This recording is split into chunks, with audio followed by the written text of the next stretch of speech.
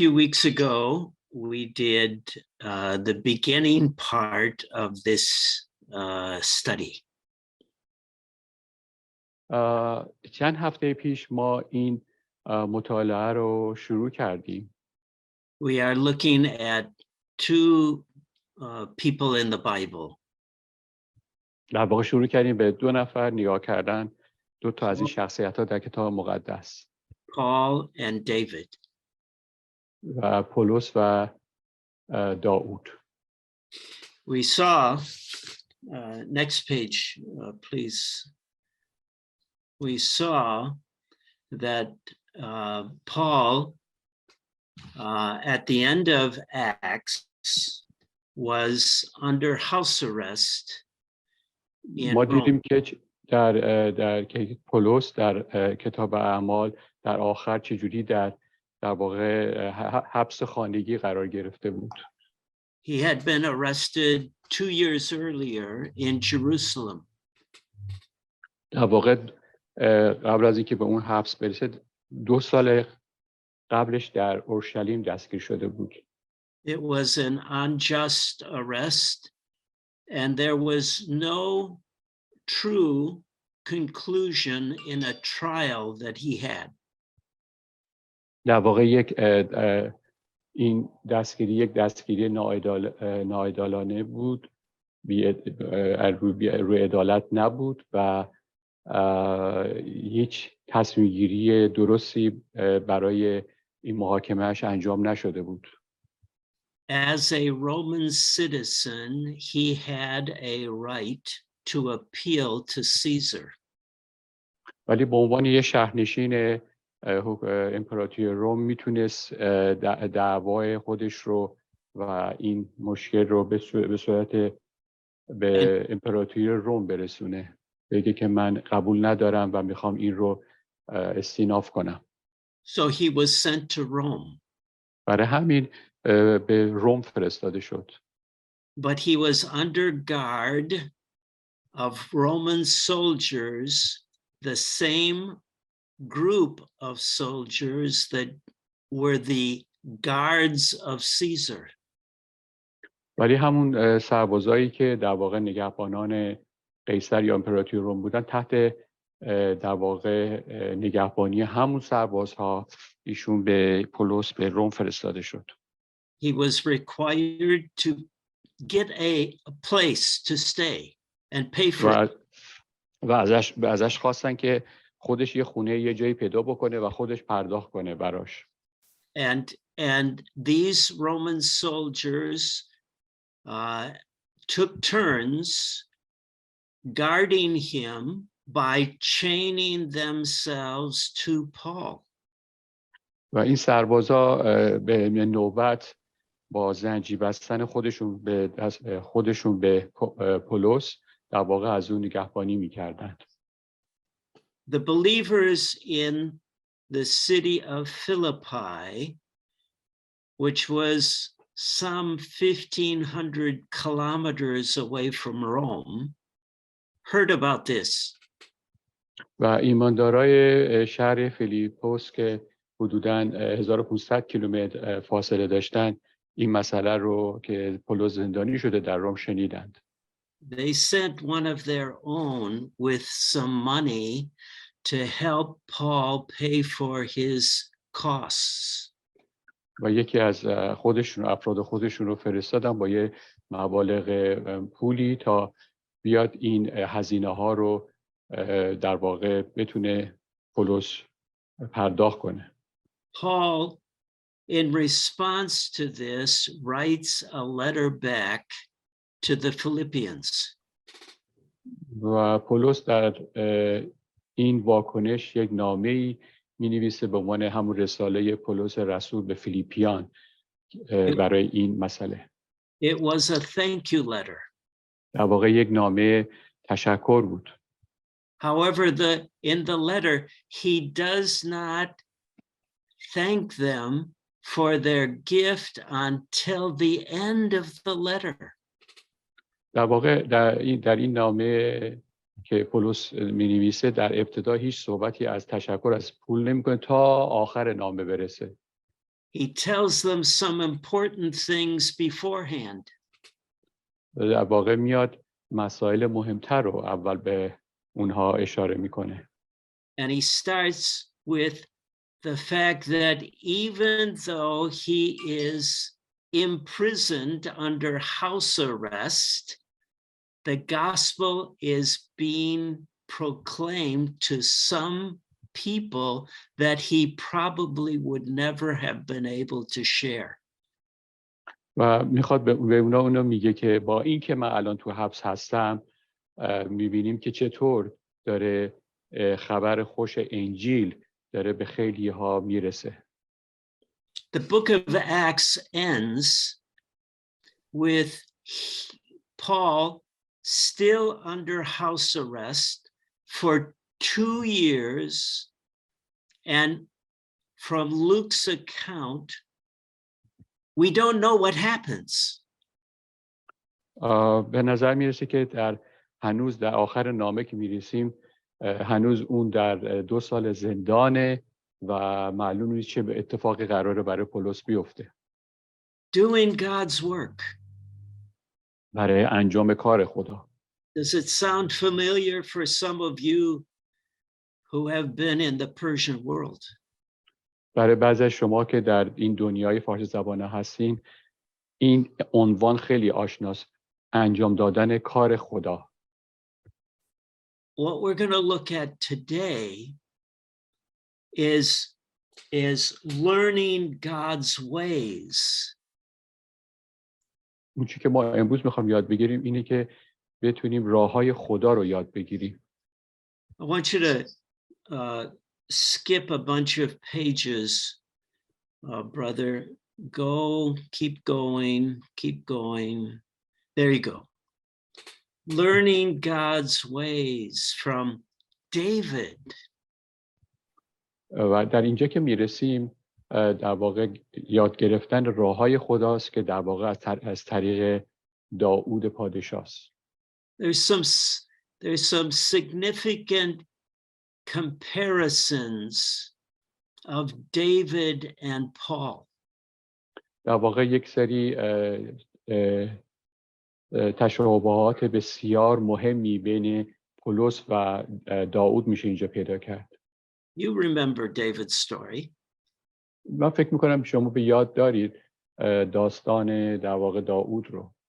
When probably as a teenager he was secretly anointed as the next king to supplant Saul.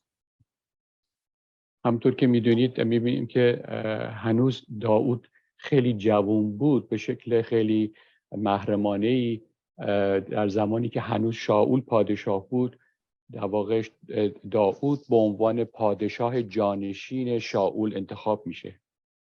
And Samuel, who was sent to anoint David, was told, "This is a man after my heart." و سموئیل پیامبر که برای این مسئله فرستاده شده بود که بره داوود رو محض کنه برای این پادشاهی، اینطور میگه که خدا از زبونش میگه که این مرد در واقع قلبش قلب خدایی هست، قلبش با من هست. A man, Dave, God calls him a man. و میبینیم خدا میگه این اسمش رو صدا میکنه این مرد. He was probably only someone who was 17 or 18 years old. شاید اون موقع که داره صحبت میشه و خدا داره از این مرد داره میگه این مرد شاید فقط 16 سالش بیشتر نموده باشه. And when he was anointed king in front of his own family and brothers, it was a complete surprise to both him and his father and brothers. و در واقع اینطوری میتونیم بگیم که خدا میخواست اینو بگه که داود همون کسی هست که موافق دل خدا عمل میکنه و حتی این مسئله برای برادرای داود و حتی پدر داود یک مسئله در واقع خیلی تعجب آمیز بود. And you know his story. You know, شما این داستان رو میدونید، داستان داود رو. it was shortly after that Saul began to have suspicion of David and wanted to kill him. و شما میدونید که درست بعد از این مسئله که اتفاق افتاد و همه تعجب کردن از مسح شدن داود به عنوان پادشاه جانشین شاول، داود چطوری در واقع به خشم افتاد و میخواست که داود رو بکشه. In spite of a number of people who would join together to follow David, he was tracked down constantly for the next 12 years probably. و میبینیم حتی با وجودی که چندین نفر دنبال داود را افتاده بودن، اما برای حدود 12 سال شاید از اون زمان مسح شدن همش آواره بود، در بیابانها فرار میکرد داود. Escaping death a number of times from Saul. و چندین بار از مرگ از دست شاول نجات پیدا کرد. Why was he called a man after God's heart? چرا خدا میاد داود رو میگه یه مردی که موافق دل من عمل میکنه اونو خطاب میکنه؟ One of the ways that we can see this is by looking at some of his prayers. یکی از راهایی که میتونیم اینو درک بکنیم این هستش که برگردیم به خود دعاهایی که داود انجام میده. Here's one, Psalm 25. مثلا یکیش اینجا هست از مزامیر 25. 4 and 5. 4 و 5. I remember the first time my mentor shared this with me. من یادم میاد اولین باری که کسی که منو تعلیم میداد و اینها رو این در واقع آیه رو به من یادآوری کرد. I must have been not more than 20 or 21 years old. و اون موقع شاید 20-21 سال بیشتر نداشتم. He asked me, what is this that David is writing? از من پرسید این چیه که اینجا داود نوشته؟ I said,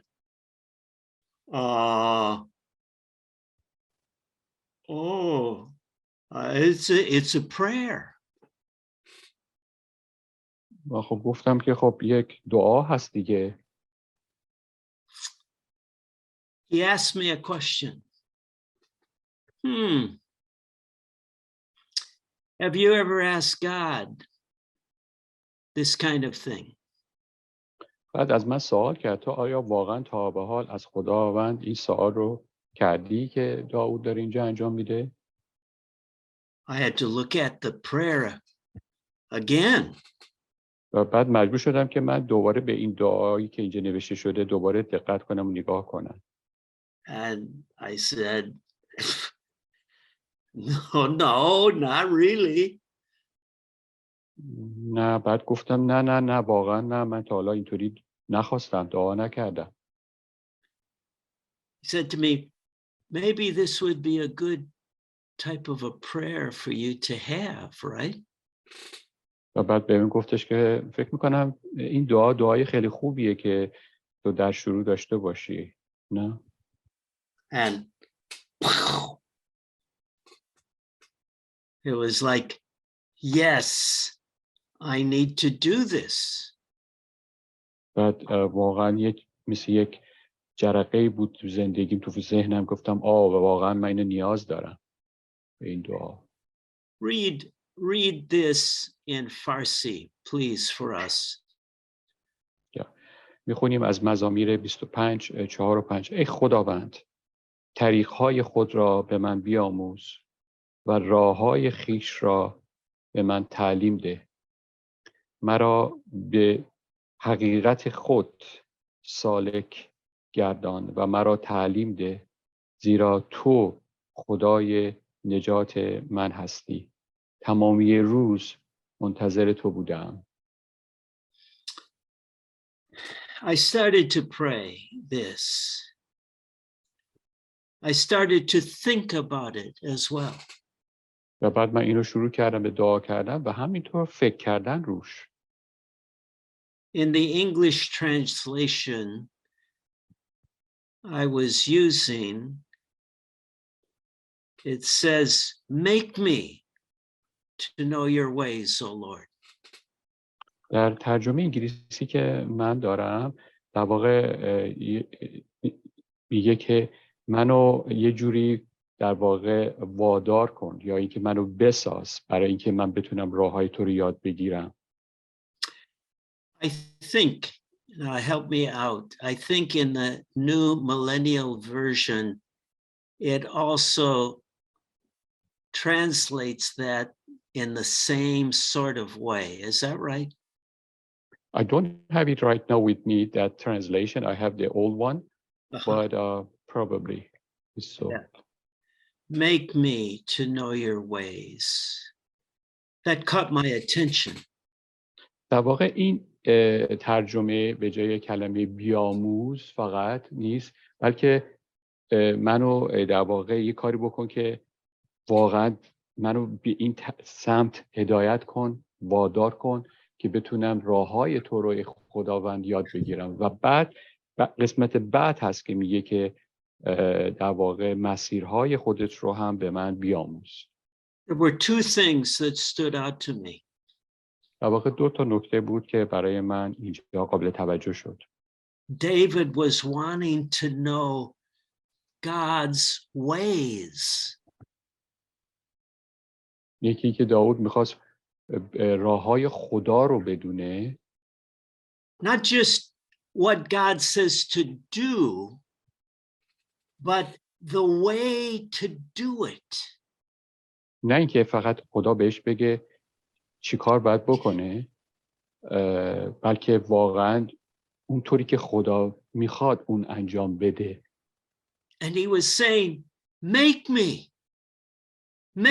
to know your ways. برای همین میگه منو بساز، منو وادار کن من بتونم واقعا راههای تو رو یاد بگیرم، بدونم. It wasn't this, oh yeah, God, make me to know your ways. It wasn't a challenge to God. و در واقع فقط یه چیز ساده نبود از زبونش بیاد بیرون، این در واقع چالشی بود که داشت ایجاد میکرد و با تمام قلبش از خدا میخواست که خداوند من واقعا میخوام تو منو بسازی در این مسیر که من بتونم راههای تو رو بدونم، بشناسم. It was giving God the right to do anything it took for him, for David, to understand and know God's ways.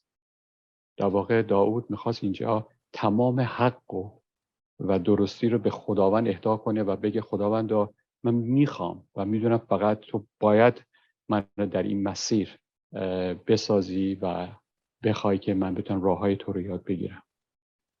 The second line, teach me your paths. در خط دوم صحبت میشه که بعدش بیا مسیرها رو به من بیاموز. مسیرهای خودتو. That word is goad me,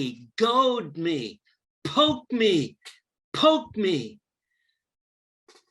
در واقع کلمه‌ای که اینجا استفاده میشه کلمه در واقع نه فقط تعلیم بلکه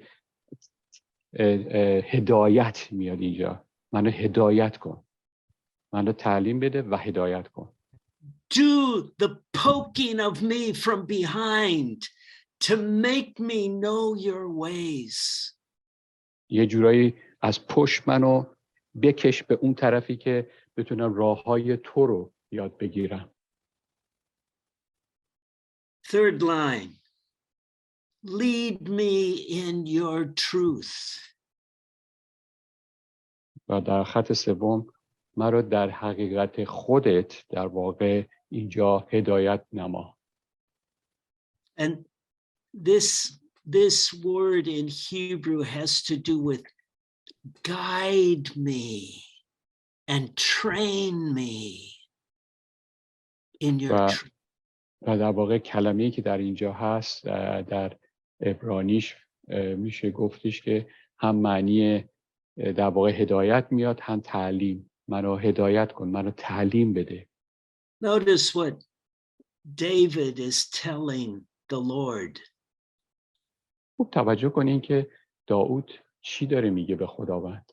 Yes, guide me and train me in your truth. I want this. بله ای خدا هم منو هدایت کن، هم منو تعلیم بده در حقیقت خودت. من اینو نیاز دارم. But I give you permission. I tell you, I'm doing this. You take the freedom, oh God. Goad me. Push me. خداوند من همه خداوند اجازه رو حق رو به تو میدم که تو منو در این مسئله وادار کنی، به جلو ببری. Do whatever is necessary to هر make چی که لازمه هست انجام بده که مرا بسازی. I want your ways. I want your paths. I want to learn this. من راههای تو رو میخوام، من مسیرهای تو رو میخوام، من این رو میخوام یاد بگیرم. Says because you are the God of my salvation. میگه به خاطر اینکه تو خدای نجات من هستی. For you I wait all day long. و برای همین تمام روز مثلا من منتظر بودم. David had an understanding even from early on. Whenever he wrote this prayer, this psalm, we don't know exactly. But he had an understanding.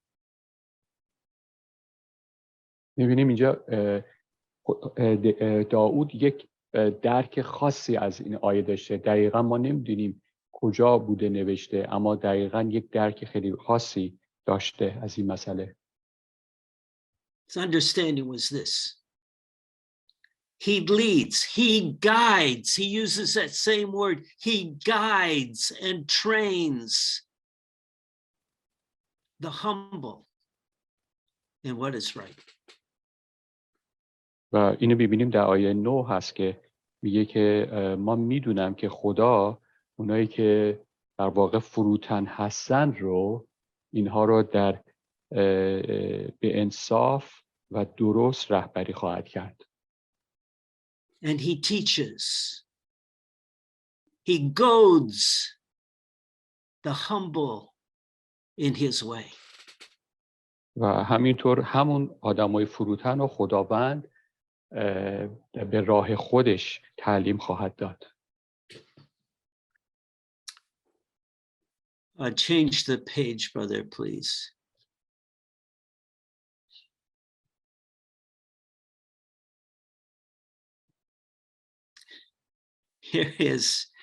Here is some more. The next Psalm, Psalm 26, read verse 2. و بعد برمیگردیم به مزامیر 26 آیه 2 که داود میگه ای خداوند مرا امتحان کن و مرا بیازما، باطن و قلب مرا در واقع مصفا گردان. Okay, and then go down to Psalm 139, verse 23. Read that.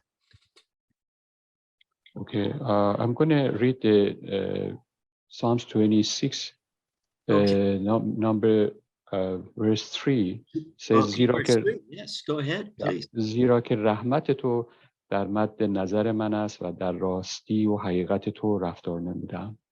و بعد در مزامیر 139 Psalms 139 در اونجا هم اینو نگاه میکنیم. مزامیر 139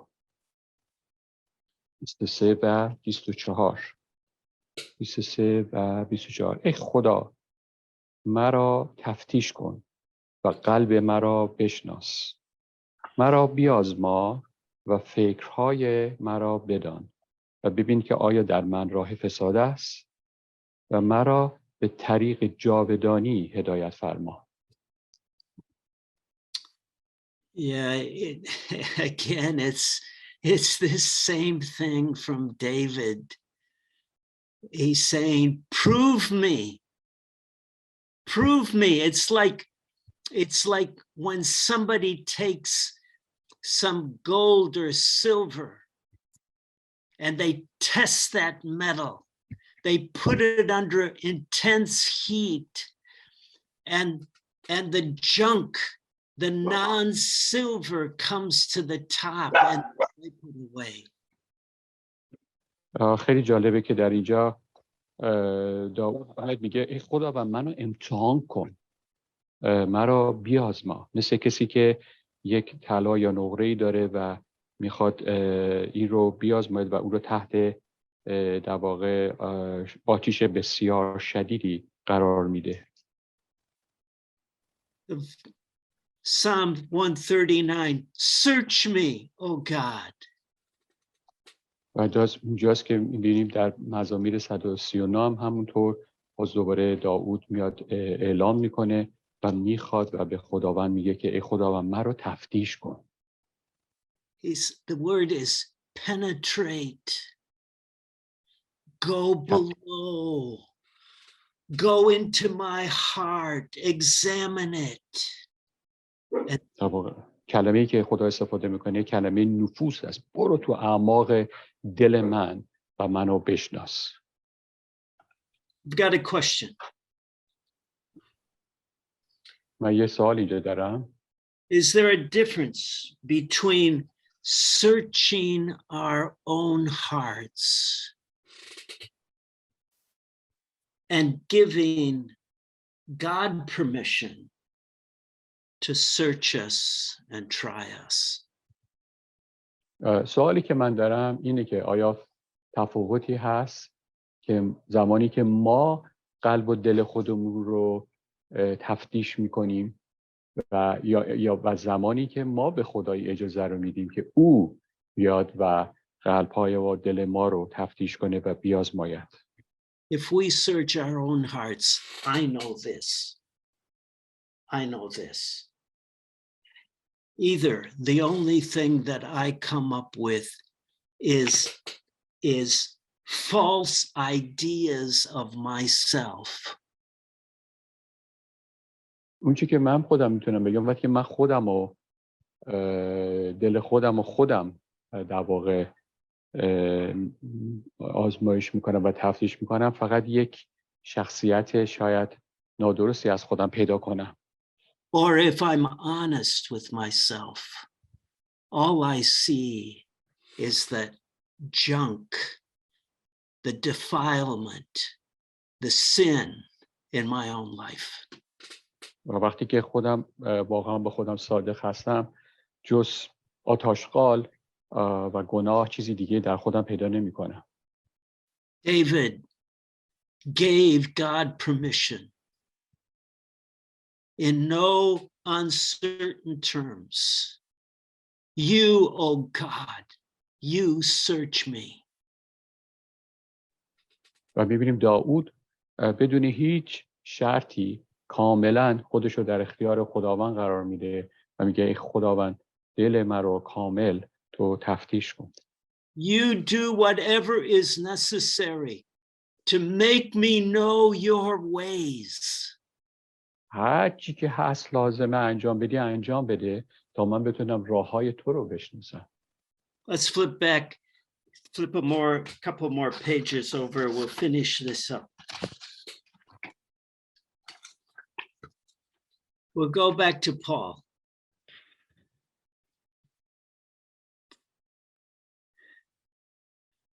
Go back one more. I'm sorry.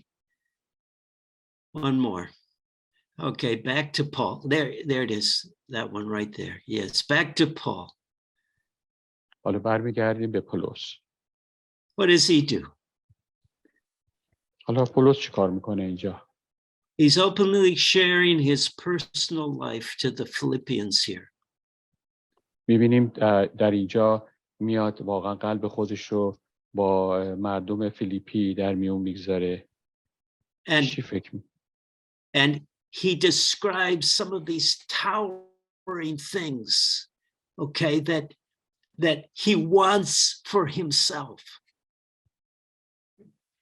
و میاد یه سری در واقع مسائل بسیار حیاتی رو که برای خودش هست رو با اونها در میون میذاره. Go ahead and read that.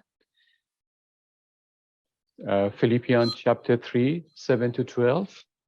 Yes. Yes. میایم از فیلیپیان باب 3 آیات 7 تا 12 رو با هم نگاه میکنیم، ببینیم قلب پولس به اون چی که درش بود، تو فکرش بود، چی بود و اینها رو داره سهیم میکنه با مردم فیلیپی. اما آنچه را که مرا سود می بود آن را به خاطر مسیح زیان دانستم، بلکه همه چیز را نیز به سبب فضیلت معرفت خداوند خود مسیح عیسی زیان می دانم که به خاطر او همه چیز را زیان نمودم و فضله شمردم تا مسیح را دریابم و در وی یافت شوم، نه با عدالت خودم که از شریعت هست، بلکه با آن که به وسیله ایمان به مسیح عیسی ایجاد می شود، یعنی عدالتی که از خدا برای ما است. و تا او را و قوت قیامت وی را و شراکت در رنجهای وی را بشناسم و با موت او مشابه گردم، مگر به هر وجه به رستاخیز از مردگان برسم، نه این که تا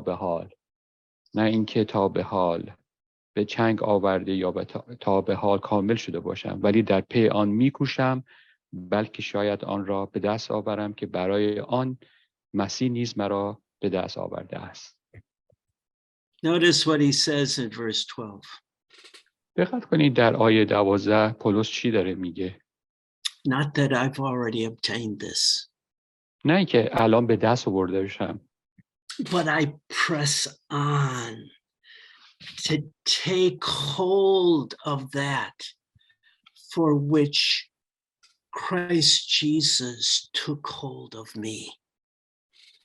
میگه پولس نه اینکه تا به حال به چنگ آورده باشم، بلکه در پی اون دارم میکوشم که شاید اون رو بتونم به دست بیارم، برای همون چیزی که مسیح نیز منو برای اون مسئله به دست آورده. This is Paul in his probably early 60s after he's done all this work and seen all these churches established. This is him. اینجا پولسی که شاید در اوان 60 سالگیش هست و حالا بسیار در واقع تأسیس کلیساها رو دیده و حالا داره اینها رو صحبت میکنه. So flip up to the next page, please. And this is what he says here. I don't consider that I've made it my own. It's not fully happened yet to me. و جالبه که میاد میگه که ای همیمانان گمان نمیبرم، در آیه 13 فیلیپیان باب 3، ای همیمانان گمان نمیبرم که من هنوز به دست آوردم. But he says, I have this in my heart, straining forward. I press toward this goal. اما یک چیز انجام میدم، خودم رو میکشونم برای اون چیزی که در پیش هست، خودم رو دارم میکشونم، میبرم جلو. Okay. And then he says, a comment. It's not a command. It's a comment. در اینجا می‌بینید در بعد ادامه میده پولس، نه اینکه بخواد بگه فرمان میدم، بلکه این نظری که داره. Let those of us Let those of us who are mature. در واقع میاد میگه که در آیه 15 نظر من هست، پولس داره میگه ماهایی که در واقع فکر میکنیم که کامل هستیم یا بلوغ روحانی داریم، think this way. اینطوری فکر کنیم. And then he makes another comment. و بعد میام یک صحبت دیگه ای رو پولس انجام میده. This time he's telling all the Philippians that he's writing to. و بعد اینجا میاد در این حالت همه مردم فیلیپی رو در واقع خطاب میکنه. Join with me, join with others in following this example of mine. و بیایید همتون شماها و بقیه به این نمونه‌ای که از من دیده اید شما هم رفتار کنید و اقتدا نمایید. Last page.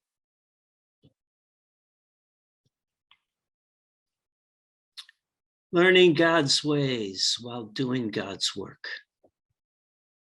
یاد گرفتن راه‌های خدا در حالی که کارهای خدا را انجام می‌دهیم. Do these things relate to our present situations? آیا این چیزا به زمان حال ما و شرایط حال ما ربط پیدا می‌کنه؟ To all of us who share a burden in helping believers, new believers in Isa Masih in the Persian world. برای همه ماهایی که داریم این بار رو تحمل میکنیم در کمک کردن به رشد اعداد و تعداد نفراتی که به عنوان جدید یا کسانی که دارن میان و قراره به عیسی مسیح بپیوندن در دنیای فارسی زبان ها. And the question to all of us, to me in this, what do these men teach me? What do these men teach us? و این سوال برای همه ما و برای من هست به طور خاص. این آدما چی به ما یاد دارن میدن اینجا؟